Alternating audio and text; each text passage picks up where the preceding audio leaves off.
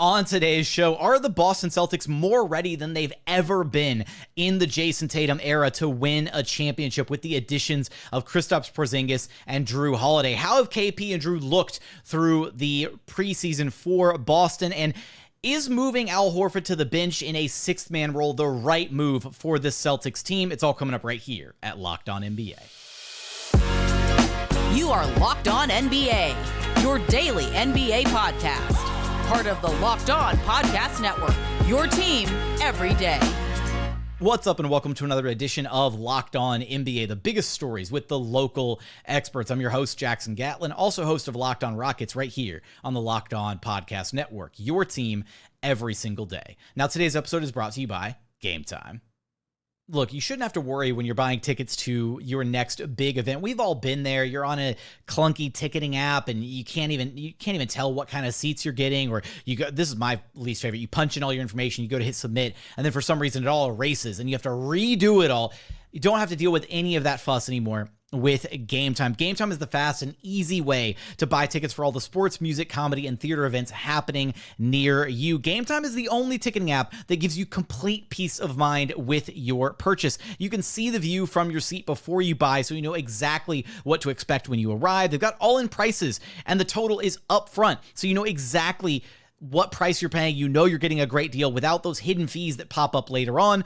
You can buy tickets in seconds with just 2 taps. It is that simple. So take the guesswork out of buying tickets with Game Time. Download the Game Time app, create an account, and use code LOCKEDONNBA for $20 off your first purchase. Terms do apply. Again, create an account, redeem code LOCKEDONNBA. That's LOCKEDONNBA for $20 off. Download Game Time today. Last minute tickets, lowest price guaranteed. Joining us now is the host of Locked On Celtics, John Karalis. You can track down wherever you listen to your podcasts and on YouTube. Just search Locked On Celtics. And John, preseason coming to a close. So walk us through, how does this Celtics team look? How do they feel now with their 2 marquee acquisitions from this past offseason in Kristaps Porzingis and Jrue Holiday taking their place on the floor alongside Jaylen Brown, Jason Tatum? I'll put it this way. I've never been more confident in a team heading into a regular season than this group right here, since I've been covering the league. So things look really good. Kristaps Porzingis looks to be a game changer because he's not trying to do so much. He's not trying to create off the dribble. I haven't seen him actually try to create off the dribble once. And he doesn't feel like he has to do a ton. All he has to do is set screens and read it. Roll, pop. Like you'll get the alley-oop if you're open. If you pop, you'll get wide open shots. The talent level is so great in that top 6 for Boston that when they're on the floor together, whichever 5 you want to throw out there, they open so much up that I think everybody just feels like, yeah, we're gonna go play ball and figure it out. And anybody who has a big night, like it'll come organically, and Celtics have been lacking that.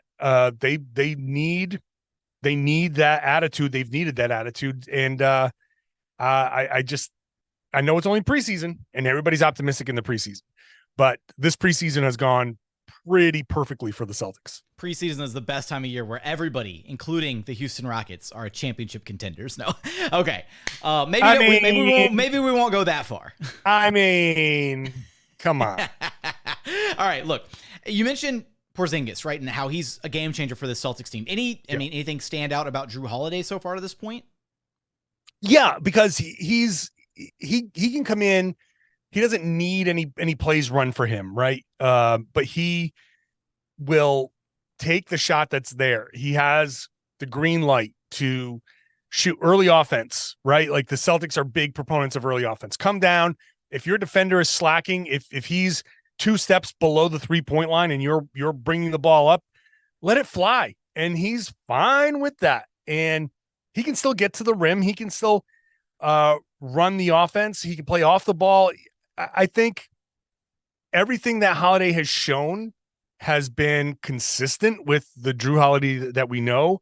And I'll tell you, my conversations around the team, we talk about like just different guys. And when Holiday's name comes up, people's eyes light up. They're like, let me tell you about this pit bull in practice. and how he changes things and how he pushes people. And that's a dynamic that sure they've had it with Marcus Smart, but he's in there to do a job. It's a very serious kind of, hey, look, we're trying to win a championship. And that attitude, it's infectious. We talk about vibes all the time. It's the Celtics talk the talk a lot over the past few years. Now, when they talk, it's more like that confidence. They don't walk into the bar announcing, hey, anybody who wants a fight, come get it. They walk into the bar, and if somebody steps up, they go, that's nice. Go enjoy your night, so there's no trouble here, and I'm going to go along my way. They're just like that confidence of like, we're not going to start anything. Just let everybody know we're ready to finish it if you try. Just don't try.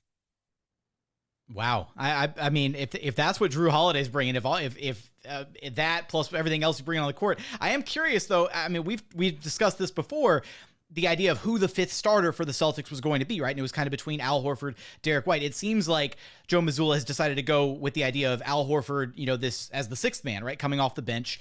Does that so there's kind of a two-parter here for you, John. Does that mean is Derrick White now potentially your primary facilitator for the starters, or is it more just his facilitating is something that unlocks a little bit more for the starters, and he's still going to rely on Jrue Holiday a little bit? Tatum, is it still going to be play make by committee? And then the second part is, why is Al Horford as the sixth man the right choice for this team? So the first question, I think the answer to all of your questions is yes.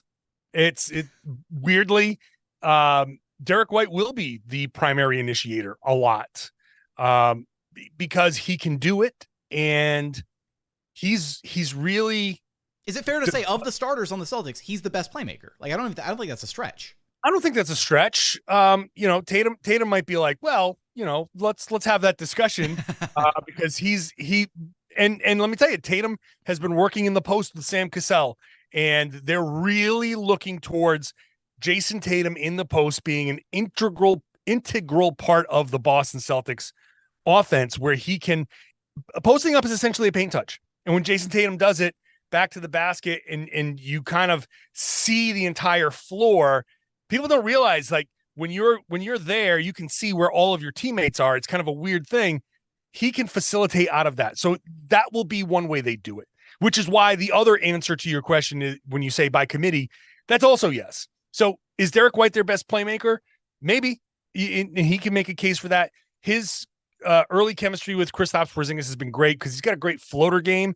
So in a pick and roll, he forces the big to step up a little higher, and Porzingis just gets behind that big. And now they've connected on a few alley-oops. But like I said, Holiday can do it. Tatum is definitely going to do some. Jaylen Brown has had a 6-assist game in the preseason. He's not a big assist guy normally.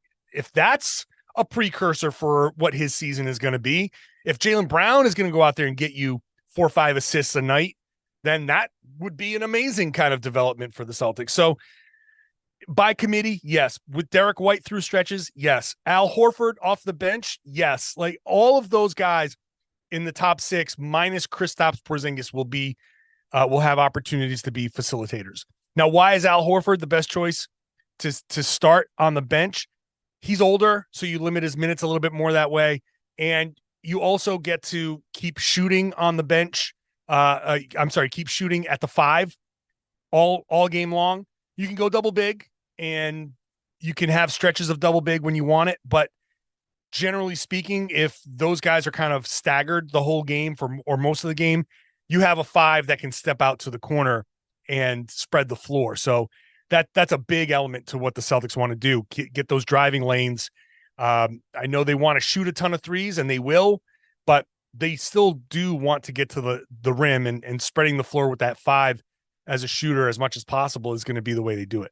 I know it's preseason. You take everything with a grain of salt. I feel like we always have to put these notes out there when we're talking like reacting to preseason, whatever. I say it at least like 3 times an episode. Like, it's preseason, but, and then like, this is what we got. We talked about the Celtics kind of morphing their identity to more match Joe Mazzulla, right? The heavy 3-point shooting, the more offense focused, leaning into that identity a bit more. They had the 3rd best offense in preseason, not counting Real Madrid per NBA.com.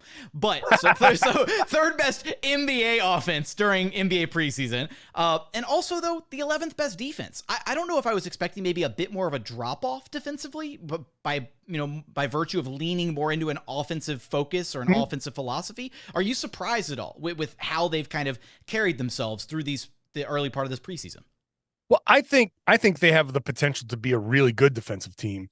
Their defense is behind their offense, but that last preseason game against Charlotte, they had 22 steals. So that was a ridiculous kind of performance, aided by the fact that it was against Charlotte, and Charlotte, is Charlotte. So there's Hornets fans. Charlotte catching strays. Locked on Hornets gonna have an issue with this. Nah, maybe not. But no, I think the Celtics, they still need work on both sides. It's not going to be seamless right off the bat. They had a weird preseason schedule, 3 games in 4 nights, then 5 days off, then 2 games in 3 nights, and then now they have another 5 games off before they start the regular season. So they have a few weeks of October, November basketball to kind of work on some of these things, but their emphasis is forcing turnovers and offensive rebounding. And so I think their defense has a chance to be top 5. I think their offense has a chance to be top 5. Hell, if they ended up number 1 in both this season, wouldn't shock me one bit, because I think they have the potential to be a very high turnover causing team, and get a lot of points that way, and put teams on their heels. And once teams are on their heels, they start kind of being their own worst enemy. So Celtics offense for sure will be elite. I think their defense has a chance to be that too. Kristaps Porzingis as a rim protector is a little underrated, and working within the confines of this system. I think the Celtics are trying to try new curveballs, as Joe Mazzulla calls them. They're working on a full court press, maybe a little touch of zone here and there. So there's strong potential there. Maybe not right away, but there's the potential for, even if they're top whatever defense by the end of the season, it could be like post All-Star break, they were number 1. Okay, how will Jrue Holiday and Kristaps Porzingis continue to integrate themselves as members of the Boston Celtics? Will the Celtics be able to be a top 5 and potentially a top 5 defense and top 5 offense this season? You'll have us covered for all of that and so much more over at Locked On Celtics. John, appreciate you stopping by Locked On NBA with me. You got it, man.